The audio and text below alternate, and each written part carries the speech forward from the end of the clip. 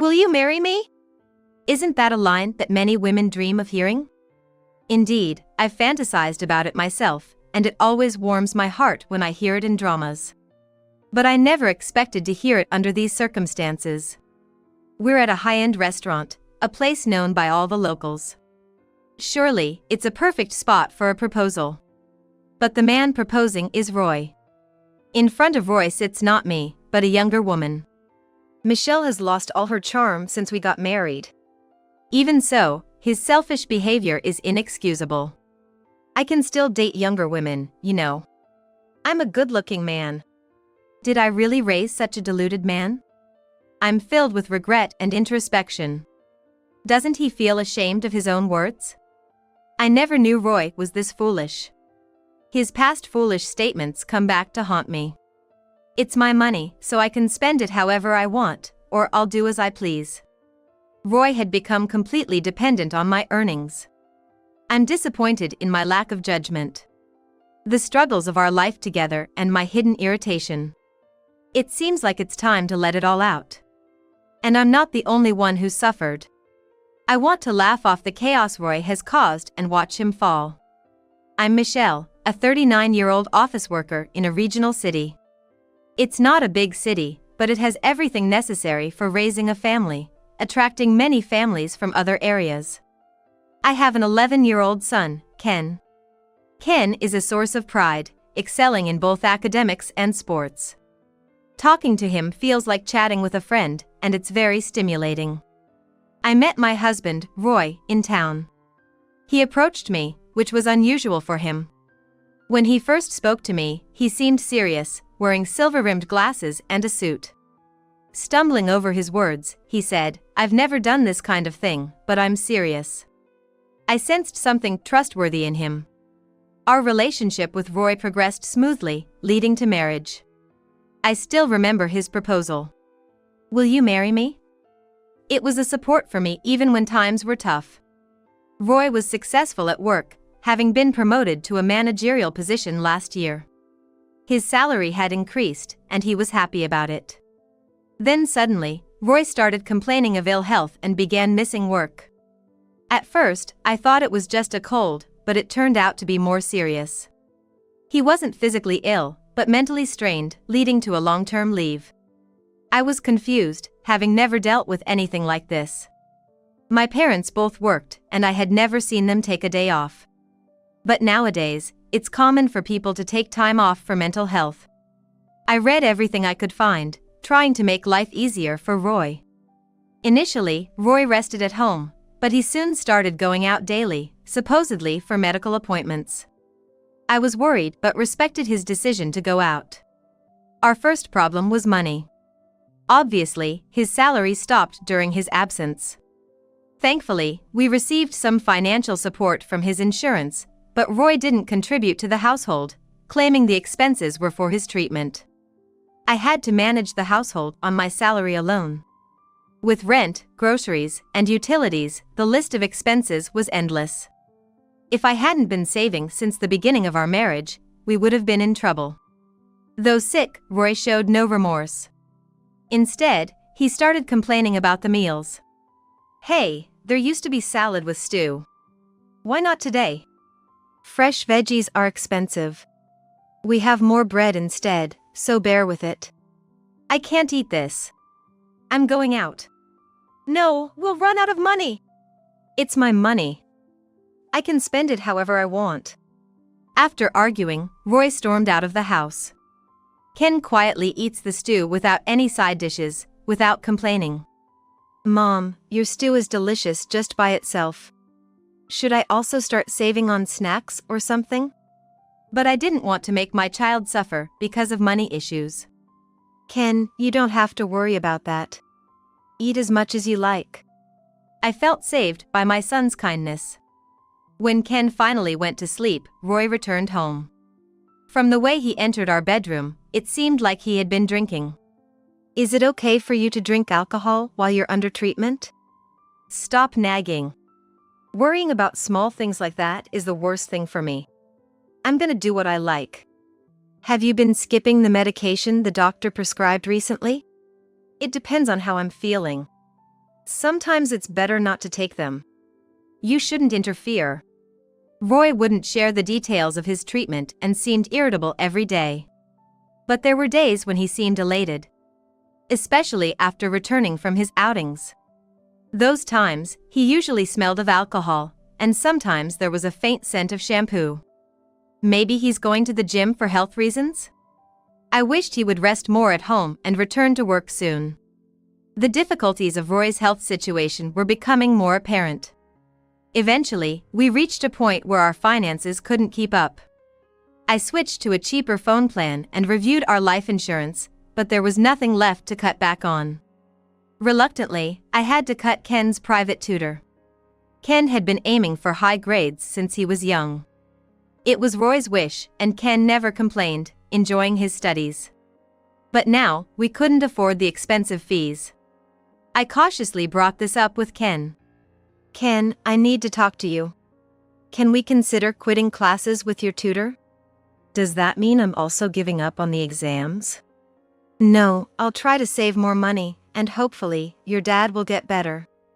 But right now, we're really struggling. Okay, I'll start studying on my own. If I can get all the textbooks up to the exam, I'll be fine. I negotiated with his tutor and conveyed Ken's decision. Ken was well regarded. Despite their attempts to keep him, we couldn't afford it. We managed to get all the textbooks from the tutor. Roy was opposed to this decision. Won't that jeopardize his chances at a good school? I want Ken to become a successful businessman like me, even if it means stretching our budget. You should find a way to keep him there with your earnings. I was appalled by Roy's selfish attitude. Did he not feel embarrassed calling himself a successful businessman? True, Roy had done well at work, which his promotion showed. But the situation is different now. No matter how hard I tried, our finances were stretched thin, and the discussion went nowhere. Ken says he's going to work hard on his own. Shouldn't we be grateful for that? I doubt it. He's got lazy habits like you. If he's not supervised, I can't trust him. What kind of way is that to talk about your own son? He's your son too. If I'd married someone more competent, I wouldn't be in this mess. I felt a growing distrust towards Roy. Ken, despite everything, didn't complain and worked hard every day. He even started helping around the house more, trying to contribute in any way he could. Meanwhile, Roy wouldn't lift a finger to help, even neglecting his own personal care. He left all 3 meals to me and sometimes would suddenly say he didn't need dinner and go out. Roy seemed overwhelmed with his own issues, oblivious to everything else. Frustrated, I decided to take a part-time job. I already worked full-time during the week, so I started helping at a bakery on weekend mornings. It was hard to get up early on the weekends, but making bread helped me forget everything else for a while. The customers' compliments, like "it looks delicious" or "it was really good," were encouraging. It was a small, family-run shop, and being able to take home leftover bread was a bonus that helped our finances. Ken was supportive of this job. He often visited the shop, looking around and buying small bread with his allowance. He frequently brought friends to spend time there. We were becoming tougher in the face of our financial difficulties. As for Roy, he mostly stayed in his room on weekends, doing who knows what. He never had a word of appreciation for my bakery job. One Sunday morning, I was curious when he left the house early. Isn't there no hospital visit today? Where are you going? Don't pry. I have some shopping to do. Can't a sick man go shopping? It's not that, but... Lately, Roy had been speaking to me in a dismissive way. Still, I didn't want to stress him out, so I kept my patience. That evening, when Roy came home, he was clutching a brand-name shopping bag. He tried to hide it with other items, but it was from my favorite brand. Popular among people in their 20s and 30s. I recalled that today was the release of a limited edition item at the department store. I wondered why Roy would have such an expensive item but didn't want to upset him by asking. With my doubts unspoken, I went to bed feeling uneasy. The next day, good news arrived at our home. I had won a supermarket sweepstakes. Recently, I have been regularly entering contests and promotions as part of my savings efforts. The prize was a meal voucher for a high-end restaurant. However, my availability was limited. I casually asked Roy about his schedule, but he said he had an overnight medical test. So, Ken and I decided to enjoy a nice lunch at the restaurant without telling Roy. The restaurant was a famous local establishment, known by everyone and often visited by people from other regions. Located opposite a historic church, it was also a popular wedding venue. Ken and I had long admired it. Excited about the meal, our home was filled with a secret buzz. On the day of the meal, dressed up, we entered a world different from our daily life. The calm interior offered views of a beautiful garden and the solemn church. Contrary to my expectation of private rooms, the daytime setup was open and welcoming to tourists, with partitions removed. Ken and I were seated at the back. After ordering, Ken looked around and suddenly seemed uneasy. "What's wrong?" he whispered. "Hey, isn't that Dad sitting over there?" "No way. Your dad's in the hospital for tests." Glancing back, I saw it was indeed Roy. Unmistakable from his back and posture. He even had the brand-name shopping bag from the other day. And in front of Roy sat a beautiful young woman. Their table looked like they had just finished their meal. "Maria, I chose this place today because I have something to say. Will you marry me?" It hit me then. Roy was having an affair. The books I had read for reference mentioned that most people on leave due to illness struggle to even move. Of course, there are exceptions, but Roy had been going out almost daily and spending money. Maybe he was faking his illness. The fact that he hadn't contributed a penny from the insurance money to the household and the recent brand name bag were undeniable evidence. I discreetly used my phone under the table to contact all our relatives. "It's a celebration today. Hurry over," I messaged. I also mentioned meeting at the restaurant across from the church. Some of the relatives questioned, "What's the celebration for?" but they agreed to come right away, assuming it was something joyous, even without knowing the full situation. True to the reputation of the famous restaurant, the effect was tremendous. The allure of the famous restaurant brought them rushing over in about 10 minutes. I had the restaurant's permission to wait for a bit before ordering. The relatives gathered around me. "So, what are we celebrating today?" "Look over there." I had informed my mother-in-law about the situation via message en route. She quickly understood. Approaching Roy from behind, she spoke to the woman. "Hello. Who are you?" "I'm Roy's mother." "What were you two discussing?" The woman's face brightened. "I'm Maria." "You invited your mother too?" "Roy just proposed to me." "I see. How long have you two been together?" "About a year. I work in a clothing store, and he's always been there for me, even adjusting his time off to be with me." I was shocked by Maria's words. A year ago coincided with when Roy stopped going to work. Could it be that he took time off work just for this? A reluctant thought crossed my mind. "Is that true, what you just said?" When my mother-in-law turned to face Roy, he was shaking and had gone pale. Behind her, he could see me and all our relatives. "What are you all doing here? Answer the question." My mother-in-law slammed her hand on the table in front of Roy, like a detective interrogating a suspect. She was a former teacher who hated dishonesty. I had never seen her look so formidable. "Why are you behaving like this? Aren't you going to celebrate with us?" "This man, he's married with an 11-year-old child. He's in no position to be proposing." "What? Is that true, Roy?" Roy, as if resigning himself, admitted, "It's true." Immediately, Maria slammed the table. "Unbelievable. You flirted with me while you're married." "No, Maria, let's talk about this." "What's there to talk about?"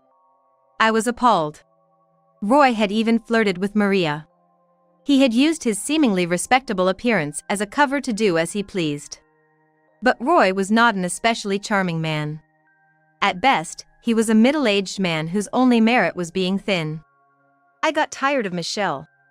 Ever since we got married, she lost all her charm. All she talks about is household stuff. I was exhausted by such a matronly wife. Even so, Roy had always been a dreamer. I thought it was my duty to keep him grounded. If you're going to say that, what about you as a husband since we got married?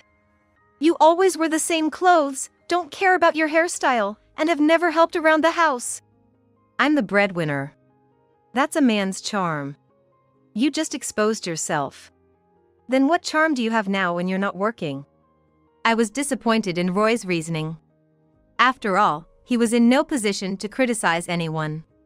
Moreover, I had always been mindful of my appearance, often receiving compliments, and was diligent in household chores. I didn't want to slack off just because we were both working. I was sick of Michelle. Then I met Maria at a shopping center. She looked like an angel. I couldn't believe what he was saying. No matter the reason, infidelity is inexcusable. Especially when married with a child. Maria agreed to go out with me. I can still date young women. I'm handsome. Don't be delusional. I was with you only for future financial support for my new store. Roy seemed shocked by her words. He had never doubted Maria's love for him. Who else would date an old man like you? I'm still young. Give me back this past year. You're lying. No lie. I plan to divorce you after getting a new store by marrying you. Roy looked shocked, as if betrayed by his beliefs. Let me say something. I stood up and approached Roy. This man stopped working a year ago. He claimed to be unwell, and I tried to be understanding, but he went too far. He neglected our family, putting himself first. Ken had to endure a lot because of him. I can't consider this man my husband anymore. Honestly, I suspect his illness this past year was all an act. My mother-in-law glared at Roy and pressed him. Aren't you ashamed, being accused like this? Don't you want to say it's an exaggeration to call it malingering? No, it's okay. It was indeed a sham. Roy then stuck out his tongue. The doctor and my company were so gullible. Just saying I felt a bit sick, they treated me like I was fragile. Thanks to them, I got money and could do whatever I wanted. I couldn't give up such an easy life. Do you realize how many sacrifices were made because of that? It's none of my concern. In Roy's words, my mother-in-law seemed to reach her limit. Don't joke around.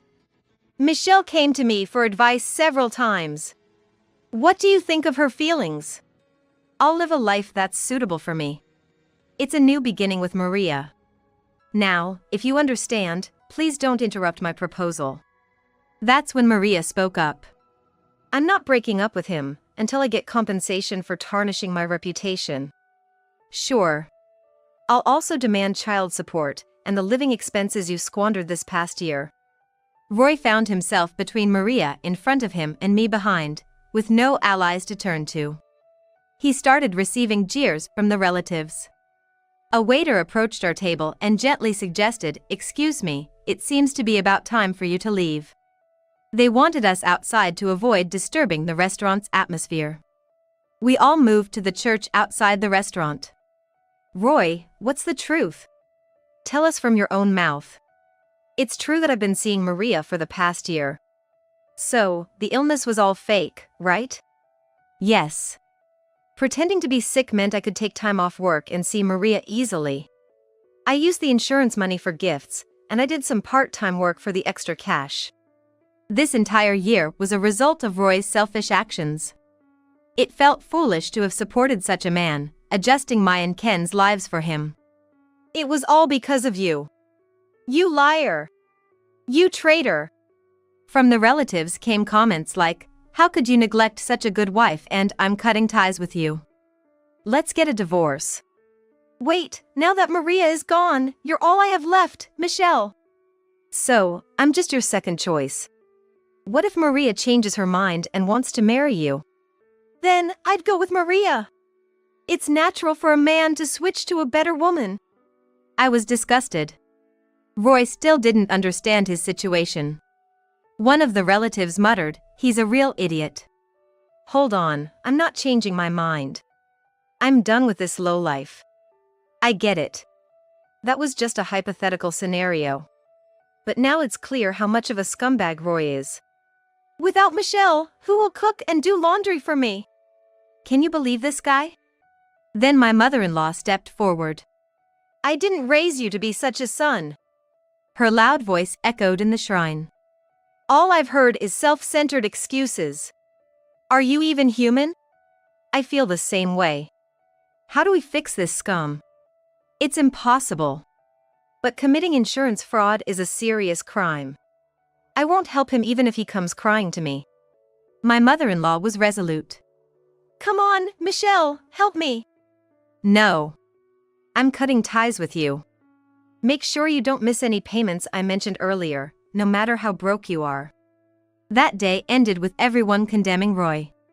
I didn't let Roy into the house. I discarded consumables, sent all his belongings to his parents' house, and completely avoided him. I refused all his mail and parcels, as he was no longer family. Roy's room, which I entered for the first time in a while, was a mess.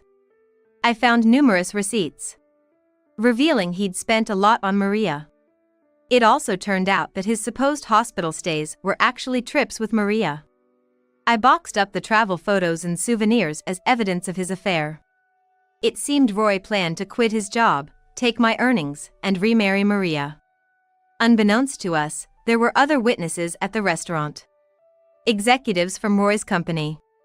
They had recognized Roy and debated approaching him but decided to ignore him, thinking it was private.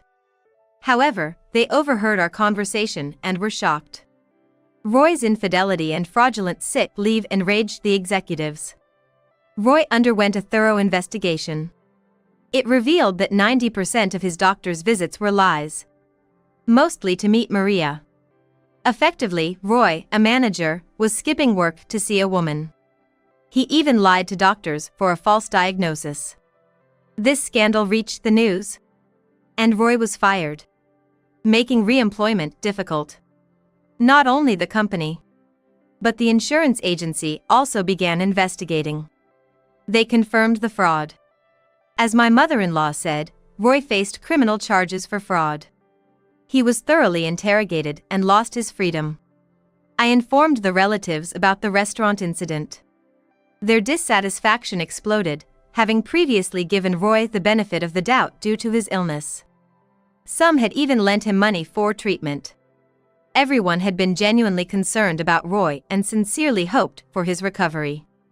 Roy had betrayed the trust of everyone who cared for him. We all agreed not to help him anymore, no matter what. Roy, who had lived in this area since birth, found his reputation ruined, unable to even walk outside. His selfish actions had led to the worst outcome. Scorned by family, company, and society. I had no sympathy for him. He reaped what he sowed. Whether his reputation was ruined or he was worn out by interrogation, all I cared about was collecting alimony and other dues.